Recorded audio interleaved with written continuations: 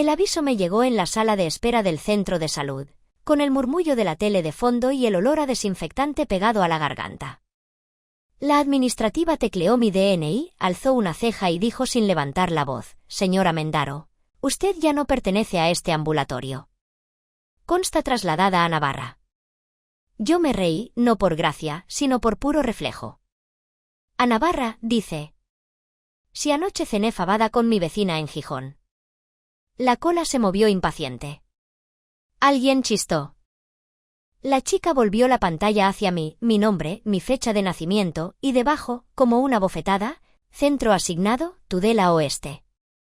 Pedí sentarme un segundo porque me flaquearon las rodillas. Llevaba semanas con pequeños mareos y pensaba, en esa candidez que no se me quita, que la vida a los 68 te pasa la factura de golpe. Pero lo que me subió la tensión no fue la edad, fue la sospecha de que alguien me había cogido de la cabeza y me había movido de sitio sin preguntarme. No soy nadie importante, soy Rosa Mendaro, viuda de ferroviario, administrativa jubilada de correos, cuidadora improvisada de mi nieta los martes, la que se acuerda de los cumpleaños aunque nadie se acuerde del suyo. Mi hijo Iván siempre me dice que me deje ayudar, que firme papeles para que todo sea más ágil. Mi nuera, Clara, prefiere decirlo en diminutivo: «Suegrita, dame la tarjetita, yo te saco el dinerito». No lo digo con rencor, lo digo como sonó el día que me quitó la cartera de las manos delante de la frutera, para no hacer perder tiempo. Aquella vez me callé porque me dio vergüenza montar un número. Hoy, en cambio, la vergüenza la sentí ajena, desparramada en la pantalla del ordenador que decía que yo, nacida y criada en Cimavilla, era ahora usuaria desplazada en otra comunidad. Volví a casa con la cabeza clavada en un zumbido. En el buzón había 2 sobres, uno de la agencia tributaria con un reconocimiento de domicilio fiscal en Pamplona y otro del Ayuntamiento de Gijón informándome de una baja por traslado en el padrón municipal. Me quedé en el portal sin subir, agarrando las cartas como se agarra una cuerda en el naufragio. Adela, la conserje, me miró por encima de las gafas. ¿Le llegó también un mensajero con un sobre para su nuera? Pasó el jueves. Lo dejó a nombre de gestoría del cuñado. No quise insinuar nada, pero ya ve. La noche anterior, Clara me había mandado un audio con el tono de quien da una buena noticia: «Rosy, lo hemos arreglado todo para que no pagues tanta plusvalía y podamos ordenar lo de la herencia cuando toque. Paco, su hermano, sabe de esto. Ya te contaré». La pantalla en Navarra, las cartas, el mensajero, el audio. No me dolían los mareos. Me dolía el patrón. Y en el fondo del enjambre, un detalle tonto: en la carta de Hacienda, mi segundo apellido estaba mal tecleado: Mendaré. Esa tilde que nunca ha existido. No sabía aún que esa tilde inútil me iba a salvar. Subí las escaleras con las cartas en la mano. Antes de cerrar la puerta, Adela me detuvo: «Rosa, ayer el cartero dejó un aviso de carta certificada. Pero se la llevó una familiar». Me enseñó la firma en el registro del edificio. No era la mía. Era la de Clara, con su C redonda y el rabito largo. Y la cámara del portal lo había grabado. Me serví un vaso de agua, marqué el número de Iván y no lo cogió. A los 2 minutos entró su mensaje: «Mamá, justo en reunión, luego te llamo». «No te preocupes, todo está bajo control». Lo leí 3 veces. Bajo control. ¿El control de quién? Ese día no comí. Abrí el cajón donde guardo lo serio: mi libro de familia, el DNI, la tarjeta sanitaria, el testamento que hice después de morir mi marido para que nadie se matara por un piso de 72 metros sin ascensor. Faltaba el testamento. El aire se me rompió en el pecho. Esa noche, antes de dormir, dejé un papel y un bolígrafo sobre la mesa. Copié las 4 cosas que sabía. Al final, anoté una pregunta: ¿quién ha pedido mi cambio de vecindad civil? No sabía que esa frase, que aprendí de oírla en la radio, iba a convertirse en mi martillo. Al levantar la vista, vi a Adela en el umbral. Había subido para dejarme una copia en un pendrive del vídeo del portal.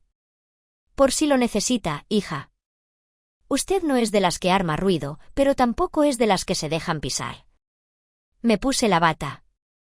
Dejé las cartas alineadas y con el pendrive en la mano supe a quién llamar por la mañana, al registro civil. Y a quién no, a Iván. Bajo control. Ya. Las humillaciones no caen de golpe, te calan por dentro como una lluvia fina que no se acaba. En el grupo de WhatsApp familiar, esa mañana, Clara mandó un mensaje con corazón. Sorpresa para nuestra Rosy, todo arregladito para que esté mejor cuidada. Iván reaccionó con un pulgar. Mi hermana Maribel escribió, si Paco lo lleva, es bueno. Él entiende de papeles. Yo estaba sentada en la mesa de la cocina, con las cartas abiertas y la taza de café sin beber. No tengo costumbre de mandar audios, pero ese día grabé uno de 10 segundos, a mí nadie me ha preguntado. Y mi testamento ha desaparecido. Nadie contestó. Se movieron los 3 puntitos de esta escribiendo y luego nada. Como administrativa de correos, sellé muchas veces solicitudes de padrón, cambios de domicilio, poderes postales. Sabía que empadronarse es del ayuntamiento, que la sanidad te asigna centro por dirección, que Hacienda usa otro domicilio y que el derecho que rige tu herencia depende de la vecindad civil. Ese palabra que en España no es ser de un sitio, sino estar regida por un derecho civil concreto. Asturias tiene el común, Navarra tiene el suyo, con libertad de testar mucho más amplia. No soy jurista, pero me supe explicar lo suficiente cuando llamé al registro civil de Gijón y la funcionaria, Lucía, me pidió venir en persona con mi DNI. Llegué con los papeles en una carpetita azul. Lucía me escuchó sin apurarme. Tenía la paciencia de quien ha visto de todo. Señora Mendaro, el cambio de vecindad civil no se hace con el padrón. ¿Necesita declaración ante el registro civil o residir 2 años manifestándolo, o 10 sin manifestar lo contrario? ¿Ha firmado usted alguna declaración? Le enseñé el hueco donde debería estar mi testamento. Yo no he firmado nada. Le temblaba la mandíbula, pero no la voz. Abrió su pantalla, tecleó, frunció el ceño. Aquí consta una solicitud presentada en Pamplona con su DNI, copia del padrón en Tudela y un acta de notoriedad grabada en notaría. Hay un error en su segundo apellido, Mendaré. Y consta un poder apud acta otorgado por usted ante un funcionario. Lucía tragó saliva.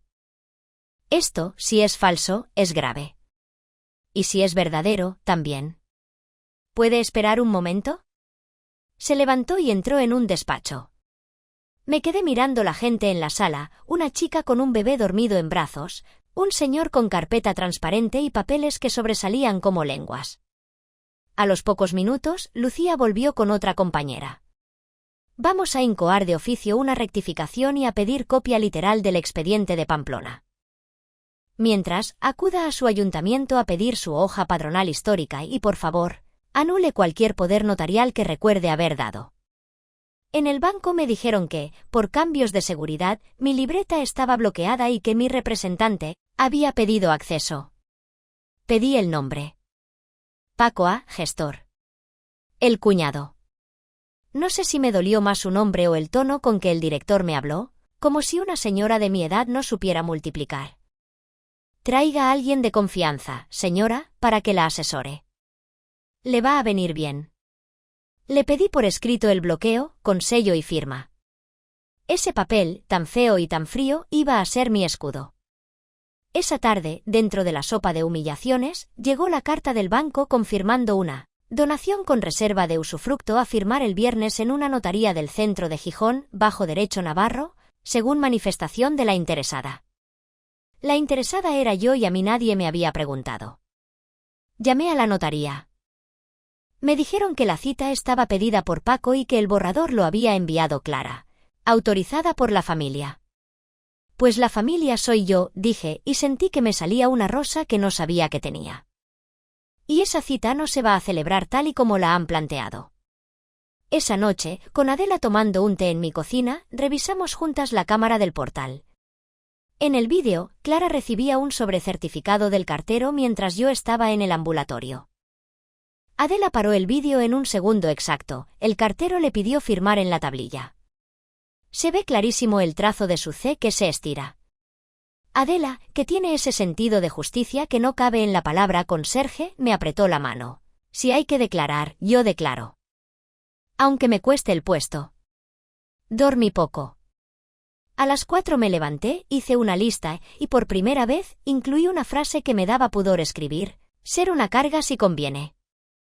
No por chantaje, sino porque, si me dejaba instalar en casa de Iván para que me cuiden, la trabajadora social del centro de salud, cuando me reinscribieran, podría abrir un expediente de vulnerabilidad que congelaría cambios patrimoniales. Me dolió planearlo, pero peor dolía imaginarme firmando sin saber. A las 8, Mar resultó ser una chica de 30 y pocos, ojerosa, que miraba a la puerta cada vez que entraba alguien. No soy héroe, dijo sin presentaciones. Trabajo allí para pagar el alquiler. Pero ayer vi en el sistema un expediente raro, cambio de vecindad civil por declaración a nombre suyo, con una firma escaneada que no se parece a la de su DNI. El PDF tiene metadatos de mi jefe, Paco, y un borrador de donación universal, con libertad de disposición. Eso se hace con derecho navarro, no con común. Y se adjunta un duplicado de su SIM, porque llegó el SMS de CL@B a otro número. Se me heló la espalda. ¿Otro número? Sí. Solicitaron SIM swap en su compañía. ¿Le ha fallado el móvil? 2 veces la semana pasada. Pensé que era el aparato. Mar me pasó, en un papel doblado, una lista de nombres, notaría, número de protocolo. Y una cifra cortita subrayada en rojo, 1,97 €. Es una transferencia de prueba que hace siempre un ayudante de Paco para verificar el IBAN de la señora, dijo en voz alta. Pero el concepto que escribió fue para la abuela. Un pringado. Apunté todo y me mordí el labio para no llorar allí mismo. Yo sabía de la cobardía, pero no de esa torpeza. Con ese papel fui directa a la comisaría. La agente que me tomó declaración se llamaba Begoña y no me trató como si fuera una anciana asustada. Me pidió todo: cartas, pantallazos, el vídeo del portal, el audio de Clara. Grabó mi denuncia: falsedad documental, suplantación de identidad, revelación de secretos, acceso indebido a datos personales. Me dijo que lo moverían a delitos telemáticos por lo del SIM swap. Y me hizo una pregunta que me pinchó donde más dolía: ¿quiere que incluyamos a su hijo? Quiero incluir a quien toque, pero quiero darle una oportunidad de explicarse. No prometió nada, asentó. Eso me bastó. En el ayuntamiento, la funcionaria del padrón imprimió mi histórico, siempre Gijón. No había firma mía de baja por traslado. Lucía, en el registro civil, me avisó por teléfono de que Pamplona les había mandado una copia. En mi declaración habían usado un documento antiguo, la fotocopia de mi DNI que yo había entregado en 2018 para otro trámite, y un acta de notoriedad en la que un testigo aseguraba que vivía habitualmente en Navarra desde hacía 2 años. El testigo, Paco. Se me afiló la rabia como una herramienta. La abogada que me asignaron en el servicio de orientación jurídica, Carmen, era de las que miran poco el reloj. Su caso es claro: la vecindad civil no se cambia con un empadronamiento oportunista. Y si han falsificado su voluntad, es penal. Lo más urgente: una medida cautelar para impedir cualquier disposición a su nombre y una anotación marginal en su folio para dejar constancia de la impugnación del cambio. Me habló claro, sin adornos. Y el viernes, en notaría, vamos a ir nosotras. Con papeles, no con gritos. Esa tarde, cuando fui a casa de Iván con la excusa de ver a mi nieta, acepté por primera vez la frase que nunca quise: me vendría bien quedarme con vosotros unos días. Clara sonrió como quien coloca una pieza. Por fin. Así vemos juntas lo de la mudanza a Pamplona. Allí tendrás ventajas. La miré y asentí. Sí, hija. Seré vuestra carga. Sentí como se me rompía una tirita por dentro. Pero también sentí que eso me daba un dedo para apagar el fuego. A los 20 minutos, llamó la trabajadora social del centro de salud, que Lucía había movido medio mundo para recuperarme el médico, vendría a valorar mi situación. Clara, sin saber que acababa de clavar su propia traba, lo celebró con voz de anuncio: ¿ves, Iván? Todo encaja. Antes de dormir, busqué mi libro de familia por toda su casa. No estaba. Lo vi, en cambio, de reojo en una foto del salón, al fondo, en una estantería. Un archivador rojo con el nombre de Paco en el lomo. Cuando Clara se fue a la ducha, me acerqué.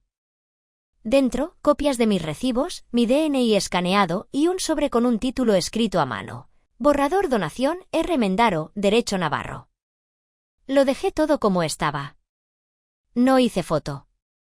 A veces hay que elegir qué pruebas comprometen de más. El viernes, a las 10, la notaría olía a café recién hecho y a madera encerada.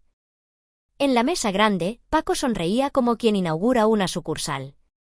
Clara iba vestida de color crema, el color de la buena intención. Iván tenía los labios apretados. Yo entré con Carmen, mi abogada, y detrás de nosotras, discreta, Lucía del registro civil con una carpeta gris, y Adela, con su bolso de flores y el pendrive en el bolsillo. Saludé al notario como si lo conociera de siempre. Buenos días. Vengo a que me lean todo en voz alta. Mi oído no firma lo que no entiende. Paco empezó a hablar de ventajas fiscales y soluciones patrimoniales como si recitara una receta. El notario, correcto, pidió mi DNI. Se lo di. Lo comparó con la fotocopia del expediente. Aquí hay una diferencia en el segundo apellido, dijo, profesional, sin teatralidad. Aquí pone Mendaré. Carmen aprovechó el renglón, esa tilde es la llave de toda esta casa. Lucía pidió la palabra. El registro civil de Gijón ha recibido una declaración de Pamplona que atribuía a la señora Mendaro un cambio de vecindad civil. Hemos constatado indicios de falsedad, firma escaneada que no coincide, testigo con interés directo y ausencia de residencia efectiva. Hay ya incoado expediente de rectificación y anotación marginal de oposición. Dejó la copia literal sobre la mesa. En consecuencia, cualquier escritura que presuma derecho navarro queda en suspenso hasta que se aclare. Paco se removió. A ver, no nos pongamos dramáticos. Todo se ha hecho con asesoramiento. Yo mismo gestioné. Exacto, dijo Carmen. Usted mismo gestionó la declaración y el SIM-SWAP de su cuñada para interceptar su CL@B y validar solicitudes. Puso delante un informe de la compañía telefónica, fecha, hora, y el duplicado de la SIM hecho a nombre de Gestoría A con el número de la línea de Clara como contacto. Y aquí, señor notario, tiene usted el vídeo del portal donde la señora Clara recoge, sin autorización, una carta certificada dirigida a su suegra. Es la notificación del ayuntamiento, imprescindible para mover el padrón. Adela se acercó lo justo para conectar el pendrive. El vídeo se vio 2 veces, en la primera, todos callaron, en la segunda, Clara intentó reírse. Lo recogí por ayudar. El notario levantó la mano. Lo que se recoge para otro se entrega a ese otro. Si esa carta comunicaba un acto administrativo y se fracturó la cadena de notificación, el acto puede ser nulo. No era una reprimenda, era un hecho. Paco giró la silla hacia Iván, esto es una exageración. Iván, dile a tu madre que confíe. Iván se pasó la mano por la nuca. Yo solo quería que estuviera bien. Le tembló la voz en la palabra bien. Carmen colocó el último folio, el extracto de 1,97 €. Pequeñas cosas cuentan grandes historias, dijo. Esta verificación de Iván salió del despacho del señor Paco. Concepto, para la abuela.